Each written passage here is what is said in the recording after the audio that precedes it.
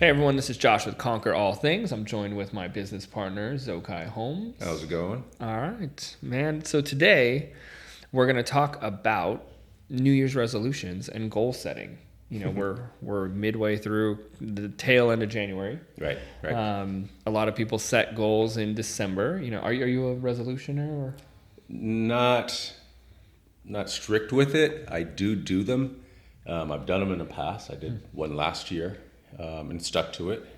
But this year I tried to set the same goal and I didn't have a purpose and it did not work. Yeah. It's true. Without a purpose, it doesn't work. Right. Yeah, and without like parameters or like how am I going to track this? You know, it's tough. Yeah. To stay on a goal with life. Life is busy. Things happen. Yeah. Especially what's been happening around us in LA, right? The last month. You can set a goal, and we've all had goals, whether they're big or small, but it just takes one little thing that'll just throw it right out the window. But the key is to get back on the horse and refocus, get your life back on track. Yeah. The fires in LA have been a lot of a distraction with a lot of people. You know, so many people have been affected by the fires. It's been, you know, I mean, there's a new one today. There's a new one yesterday. We thought we had kind of gotten on the over the hill, and they just keep popping up. And they keep popping up. So I love goals. I typically am not a resolution guy, but I definitely set goals for the year, and sometimes like too much, like hyper, like where it's like I have a physical goal, educational goal, a professional goal, and a personal goal. And in that goal is like 3 goals. It's just like, it's way too much sometimes.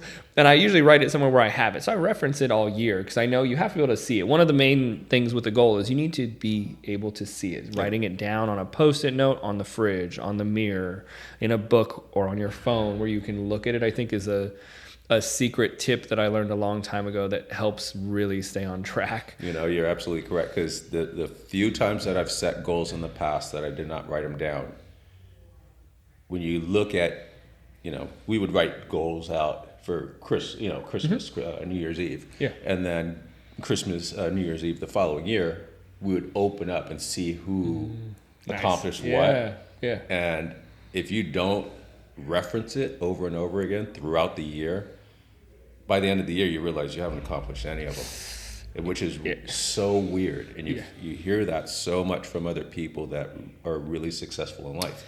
Yeah. It's out of sight, out of mind, right? It's so simple, but you don't think about it. Think about it with goals for some reason. And I think, to be honest about how I do it, sometimes too many goals are a problem. Sometimes you really need to narrow it down. And I think I get a little cluttered because I just want to accomplish so many different things that ends up being like paralysis by analysis in a way where you're just like, okay, there's just so much. Oh man, I wanted to read 100 books and I've only read 3 so far. And, it just gets to be a lot, you know. We're both personal trainers. You've been in this industry for a long time. You're my mentor here in this world, in this space.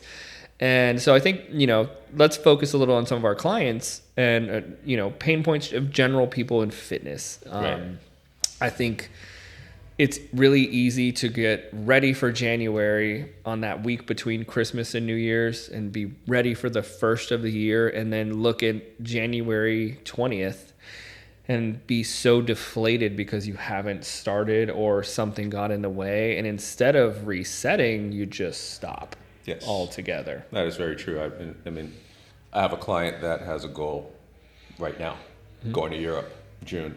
Nice. Good goal. He's like 3 days a week, nonstop.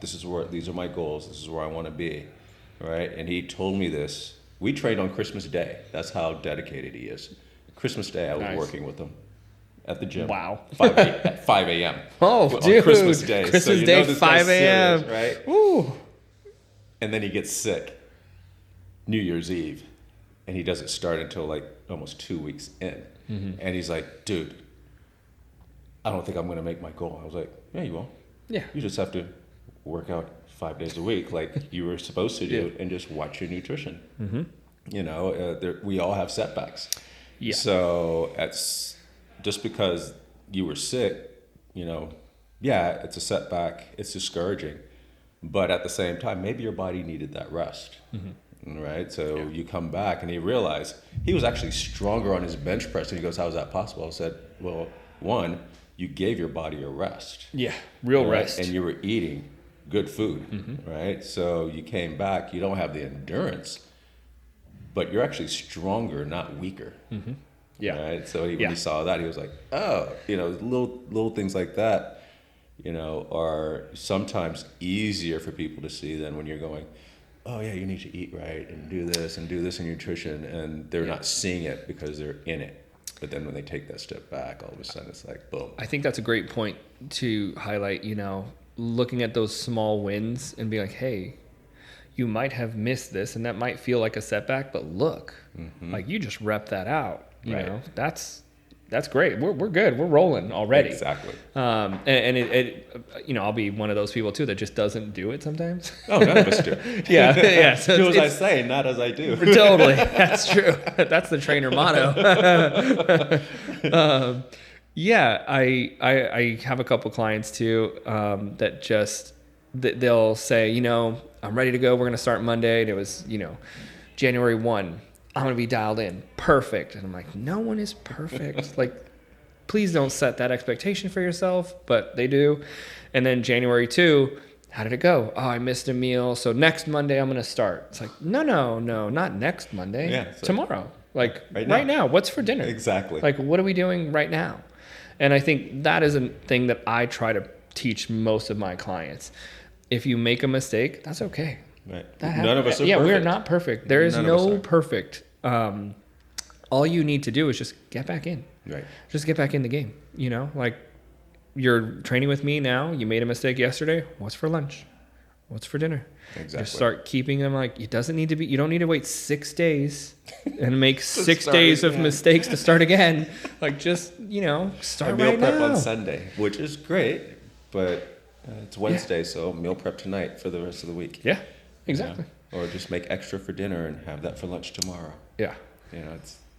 It's harder for some people. I mean, totally. For me, I get it, but I'm one that, being single, I just make a big batch because we're here all day. Right. I make a big batch and whatever it is, I'll make 2 or 3 dishes, but that's just the way I've been for the last 10 years. It wasn't that I was meal prepping. Yeah. I just didn't want to run back and forth and go and buy fast food. Right. But that's basically what it was. And once I explained that to my clients, they go, oh, yeah, just what you would do for dinner, make 3 times as much or twice as much and have it for lunch and have it for dinner. Yeah, simple. Food stays, food keeps. True.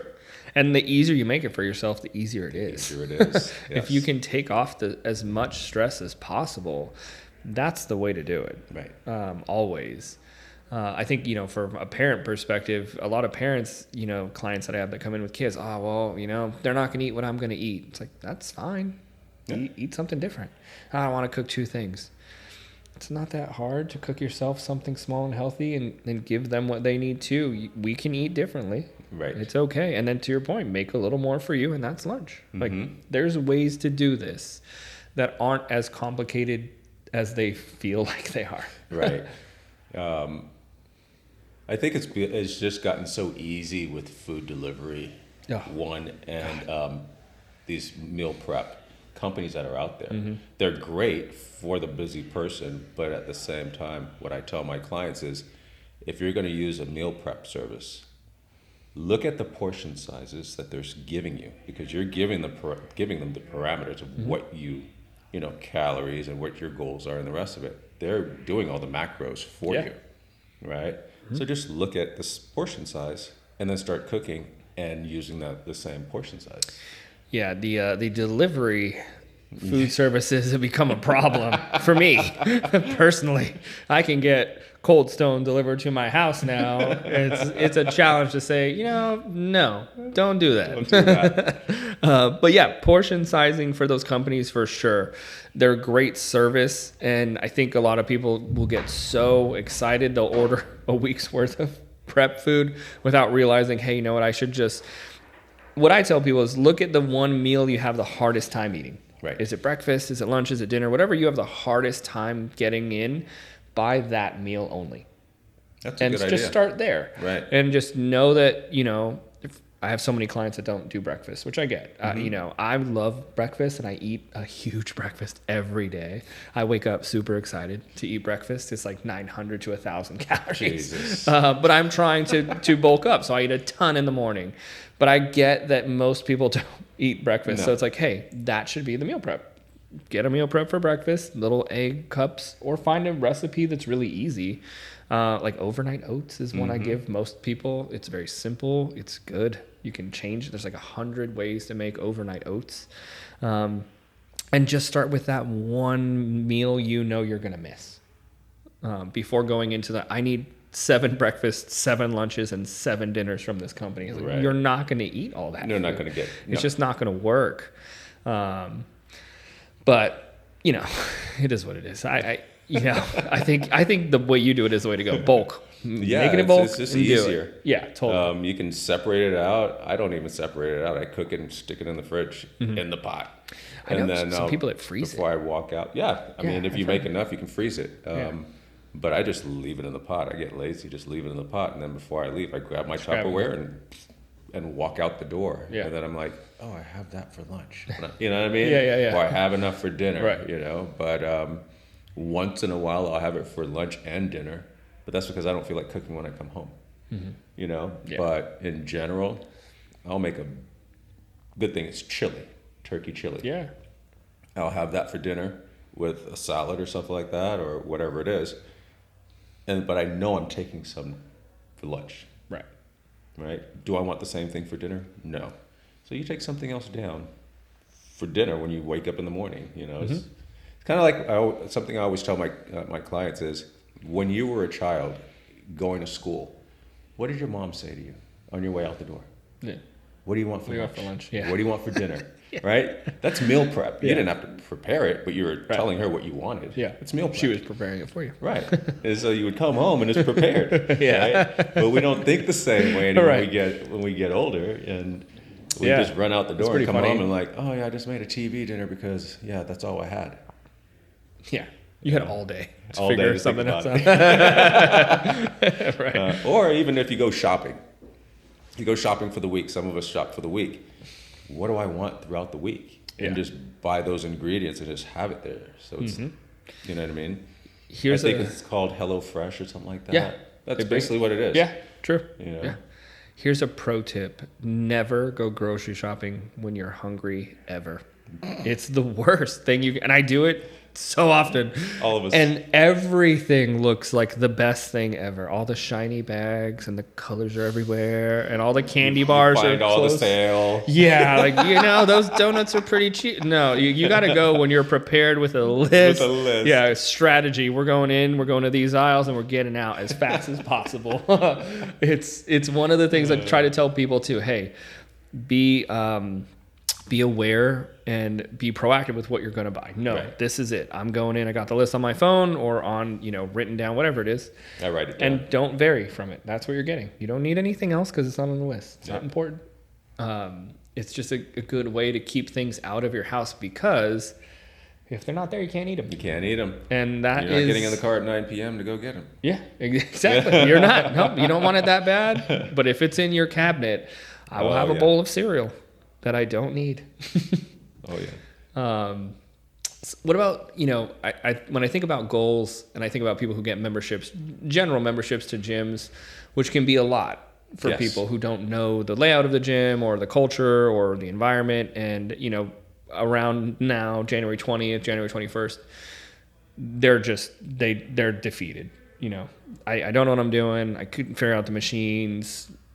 Some people are not as friendly as other people, certain gyms. So let's talk about a couple options that I think are available to people. I'll start with just, group fitness classes. I mean, I think a class is such an easy solution to a general gym membership problem. You're feeling overwhelmed or defeated in the weight room, jump in a class. Or you don't know how to navigate a weight room. Yeah. Maybe you're just starting your fitness journey, and so you're not familiar with how to use the equipment. Yeah. Right. So yes, group fitness is a great way to get started. great way to get your cardio in. Yeah, totally. Build muscle, meet people, endurance in the gym, people. Yes, build your community and your network. Exactly. I think is good. What I love about fitness instructors specifically, I'm not an instructor, it's not my thing, but what I love about almost all the instructors that I know is they're good at knowing how to build that community. They're very good about introducing people to each other, remembering your name when you come in. Yes. And then when you leave, you see those same people, the instructors around, you get a wave or a nod. Yes. And, that comfort slowly gets built up. And I love that about fitness instructors specifically. I think they do such an amazing job. They're very good at that, yeah. Shameless plug, let's talk about trainers. I think another great resource is personal training. Obviously, I am a personal trainer. You are a personal trainer. Right. Here's my perspective on personal training. One great resource, obviously. We can teach you what you don't know. Right. We went to school for it. Most of us have multiple certifications. We also live that lifestyle on a daily basis with ourselves. And, I'm going to, talk about you and Mike Anderson specifically, you too, because when I needed to figure out the gym 11 years ago, I didn't know what I was doing. I was very skinny. I had no clue how to use almost anything. I had no strength at all. So I just would show up and do what I would watch on YouTube. I'd watch these videos of these big jack dudes doing weights, and I would be like, yeah, I'm going to do that exercise. I'm not built for that exercise yet. I haven't earned my way there yet. And you and Mike, both at different times, came up to me, introduced yourselves. We talked, we chatted. There was no, I'm a personal trainer brought up. I don't think the first couple times we met. And you guys would show me little tricks and little tips. And, eventually I ended up working with Mike as a personal trainer briefly because I knew I needed the help. And because of the way that you guys did it, very non-aggressively, there was no hard sales pitch. And I bring that up to say a good personal trainer will give you a shot, right? In my opinion, I will work with anybody, all goals, all backgrounds, all levels. So will I. If you want to learn something, there is no pressure at the end of a session with me to sign up. I'm not interested in the close at the end. I'm interested in teaching you anything that I possibly can in that hour. And if you need me, you then know where I am. You can find me. Right. I've always kind of taught that way, and I think I got that from you and Mike when you did it to me. I felt no pressure to sign up for personal training at all. You were both my friends. You were very kind. And again, I had nothing to offer. The least athletic person in the room. And so, I think if you can find a good personal trainer at a gym or online and, connect with them, something to look for is someone who's not looking to get something from you, but that is willing to give something to you. It's more giving. Right. Yeah, definitely. For me, I always tell members of a gym, this is your home. I just work here. Yeah. You know what I mean? This is your home. Yeah. You know what I mean? But in reality, it's my home because I know where everything is. We're there but I want you to hours feel at home, so it's your home. Yeah. Right? So I'm here for whatever you might need. And a lot of the times you'll see people, either other members or even other trainers, and they won't acknowledge each other. And I'm like, that's not how I grew up working out. I've been in the gym since I was 13 years old. And, gym etiquette is, say hi to people, acknowledge them if you see them. Yeah. Re-rack your weights. It's a big one. Everybody's there to release stress, not get more stressed out. So it's like, for me, I love being in the gym. So when I see someone that's not doing something right, or something different, I'm not afraid to go over and go, hey, would you mind if I show you how to do that better? Or I've never seen that before. What does that actually do? That's my favorite. I've done that with you several times. Because you're in bodybuilding. Right. I grew up playing football. Yeah. Right. Football players don't lift like bodybuilders. Totally. Right. So there are things that you do, certain movements that football players wouldn't do, or other athletes would not do because of the sport. Yeah. But then if you're trying to develop a certain, aesthetic tonality look, or what, yeah. exactly. Yeah. Well, okay, what are you doing? Right. Right. So That's my favorite thing to do. Mm-hmm. Like I love seeing something I don't know. Yep. Like you just get to put it in your toolbox. Like, Exactly. hey, can you just tell me why you're doing that? And it's an icebreaker. Yeah, totally. You It know? is. Yeah.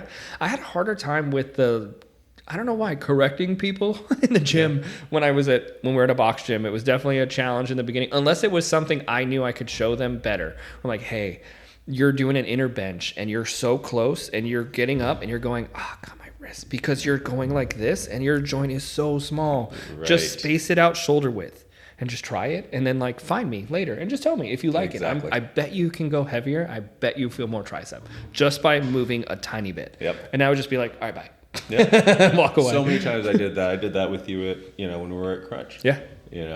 Come over, give you a little nugget, Yeah. Slight adjustment, not asking for a sale. No. Have a good workout. Yeah. See you later. And if you do that enough, people will come to you. Exactly. You're not selling. The hardest part of this job and why so many trainers are not successful is they're afraid to sell. Mm-hmm. But if you just give away knowledge because it's free, people will appreciate it, and eventually it won't be everybody, but somebody will be like, I like the way that you just approached that person, talked to them and walked away. I agree. 100%. Yeah, for sure. Yeah, so we got group fit trainers. I think a new one we should probably talk about too is if you're not going to find a trainer in person, for example, buying online programs is a big thing that is an option. We have, we have Isaac at our gym here who sells online programs.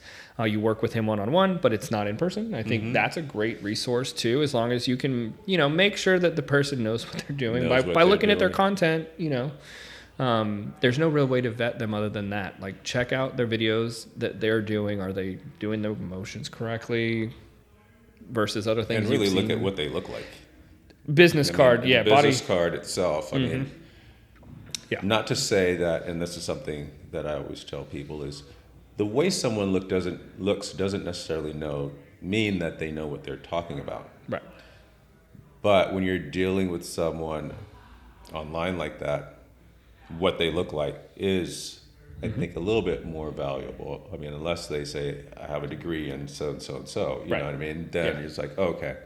Because if you think about it, a strength and conditioning coach for a professional football team or a basketball team may not look like that player. Yeah.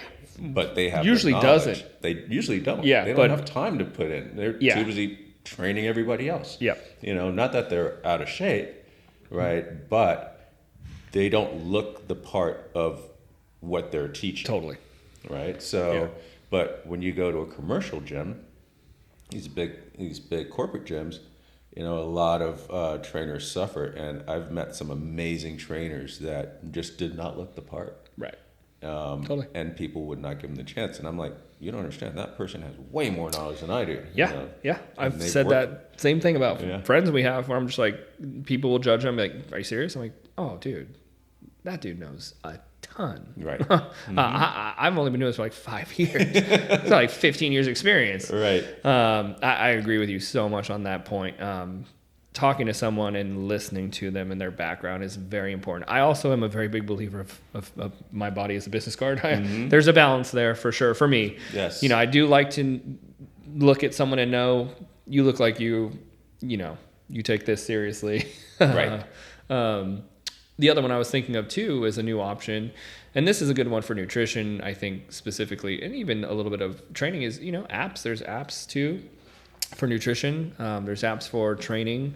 If you need a little bit of guidance, I think that with the online training and the apps, a lot of that time will circle back to needing someone one-on-one in person at some point down the road, whether it's a trainer or a nutritionist or something to really kind of hone in for you specifically. I think that's the difference between those things. You're getting tailor-made for your body because I'm seeing you move in front of me. And I know what you need. Those adjustments hands-on. Yeah, totally. There are a lot of good apps out there now. I remember, 2012 when Crunch first opened up over here. One of my clients' son was building an app. And it was still pretty new, and compared to what he was doing then to what's out now, as far as you can draw a line and go, okay, I want you to do this, and I want you to hit this line, and they can make those adjustments. That wasn't there Totally. 10, 12 years ago. Yeah. So you can get some pretty good programs out there, platforms out there, where if you have a good trainer, you can get the results that you're looking for. Right. But you're right. At a certain point, you need someone in front of you, and it doesn't have to be 5 days a week. No. All you need is somebody in there once a week, once every other week. Yeah. Just so you can get your hands on them and say, oh, look, when I say scap retraction and depression, this is what I'm saying. This is what I mean. Mm-hmm. And then, because some people are visual and some people aren't. I'm visual. Yeah. I need to see it. Yeah, me too. In order to really get it. Yeah. So it's always, in my opinion, I always tell my clients, look, even if you don't want to be with the trainers 3 days a week, let's do 3 days a week for the first 2 weeks. That way I can correct your form. I know that you know what you're doing and you know how to get in position properly. You know how to, you know what I'm saying? Yeah, for sure. And then we can wean off the trainer, and then we can do the online stuff. And then when I say retraction depression, yeah, you're good. Hinge, you know what a hinge is. You know what it should feel like, where I should feel it. If I'm hinging, I should feel it in my hamstring and glutes. I shouldn't feel it in my lower back. Right? Yep, totally. Just little micro adjustments like that. And then they're off and running. Yeah. Yeah, I agree. Yeah, that's a great place to start. If you get a program and meet with someone, learn it. I mean, a lot of my clients I don't see anymore, or they'll come back and be like, hey, I need like a month. Great. Yes. We'll do a month. Let's do a new plan. Let's run through a plan, and then you're off and running. And I kind of like that because it lets me know that I did my job. You don't need me. Right. I'm not forever. Yep. I'm big on writing down as I'm training my clients, and everybody's like, "Why do you still write it down?" I was like, "Because when I'm done training you, first thing I tell them, I don't expect to train you for the rest of my life, nor should you want me to. Right. So everything I'm doing is so that you learn it. That you should be able to walk into any gym in the world and know what the piece of equipment does, and know what you're doing before you walk in the gym. Yeah. You don't walk in and go, oh, I don't know. Well, I think I'm gonna do some jumping jacks and some sit-ups and run on the treadmill. Okay. So what does that do? What was your goal for that workout? Yeah. I love it. Right. Yeah. So I like to write it out. I just had a girl came in 3 years ago, and she had a baby. Said, I'm having doming. Went to PT. We figured out my core's still weak. I need my core stronger, and I want to be able to do a pull-up. Nice. That was her goal. Okay. And 3 years later, which was 2 weeks ago, she was like, so halfway through our workout, she goes, so I think after next session, I think I'm learned everything I need to learn from you. I said, and she was like saying it under her breath. Yeah. Because you become friends after a certain amount of time. I mean, there's a relationship that's built there. You're friends. Yeah. And I just smiled, and I was like, yeah, you were done last year. Yeah. You were done last year. I mean, there's nothing else I can teach you. I mean, when you come in, I go, what do you want to work on?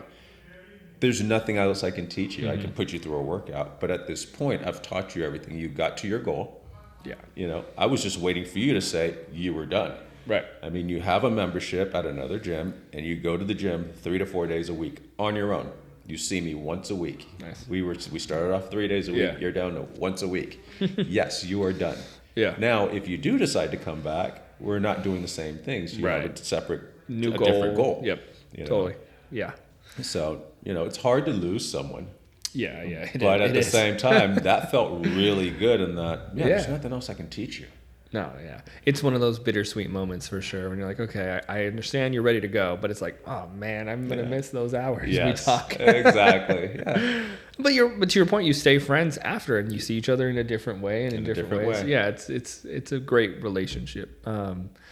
Okay, so let's see what we covered. We talked about goals for the year, right? So if we fall off, we get right back in. Get right back on it. Yep, right back in it. Not Monday, right after you fall off, get right back in. Yes. It's not too difficult. Yep.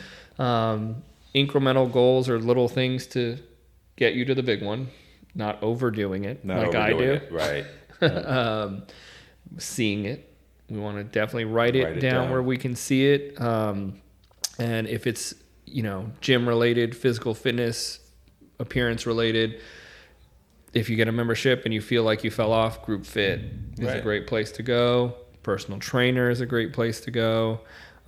Online trainer is an option too, great option. Yes. And apps are a great place to start too. Yeah. Again, and a lot of these things lead into themselves. Like you might start in one and end up in another. Somewhere else, right? Yeah, I do that all the time. I mean, I've had in-person coaches for bodybuilding. I've had personal trainers. I've done group fit classes. I've had trainers myself. And people are like, what do you need a trainer for? I said, every professional athlete has a trainer. Oh, yeah.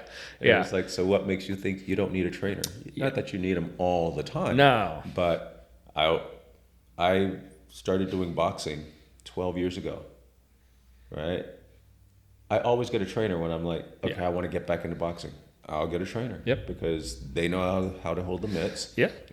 They know the different routines, the exercises that I need to do to get better and faster, right? Totally. I don't know any of that. Oh, yeah. So, I've been doing bodybuilding off and on for a while, but right when I wanted to be on stage again, I found a coach immediately. And I hired Frankie, and we're 8 weeks out from that. But I'm the same way. If I have a goal that's specific, I find someone. Yes. I'm very coachable. Yeah. So even as trainers, we still do it. Yeah, we need it.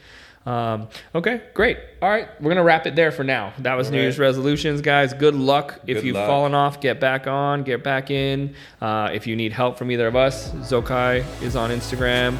I'm on Instagram. Conquer All Things. You can reach either of us. Yes. And yeah, Happy New Year to everybody. Happy safe January, everybody. And we'll see you guys soon.